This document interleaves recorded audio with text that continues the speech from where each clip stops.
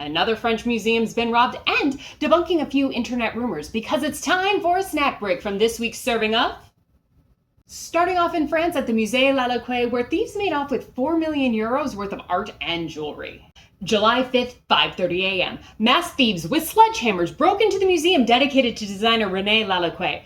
The alarm was triggered, but law enforcement didn't learn about the theft until a maintenance worker showed up for her shift and called the police herself. The museum employs a security monitoring company, so their job isn't to prevent theft, just report it when it happens. The museum did everything right. They acknowledged the growing threat of theft at French museums, they underwent a security review, they implemented new security procedures, but they were failed by people whose only job is to call 112. I don't know French law, but this company better pay. Literally, with their wallet. Moving on to Boston and the tour guide that never was. A man operating with an aggressively educational confidence pretended to be a museum worker and led tours about art full of stories that he made up. When guests learned that nothing about their experience had been real, they demanded refunds. The museum lost money. The man was arrested.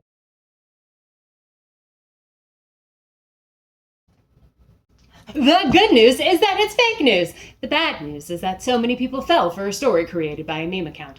But this may inspire some very popular programs because, the people have spoken. Lastly, we're going to Washington, D.C. and the brand new Lincoln Memorial Undercroft Museum, where the president ordered the National Park Service to cook 2 priceless documents by leaving them in faulty display cases. July 15th, there's a report that the museum can't maintain safe environments for historic materials, with temps in some of these cases exceeding 80 degrees Fahrenheit, which is where they are displaying the Emancipation Proclamation and the 13th Amendment.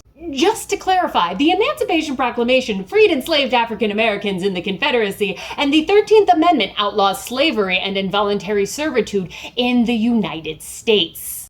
And they're stewing in temps that exceed 26 degrees Celsius. There's no evidence to suggest that the president was involved in any curatorial decisions, but he was in office for the first 4 years, and last 17 months the museum was being developed and signed off on cuts to the Park Service's budget, so you could argue he's at least partially responsible for this. Thankfully, the documents were taken off display July 16th out of an abundance of caution. For more GLAM news, check out this week's serving of the Weekly Tea with the Museum Lady, and never miss a serving. Subscribe today.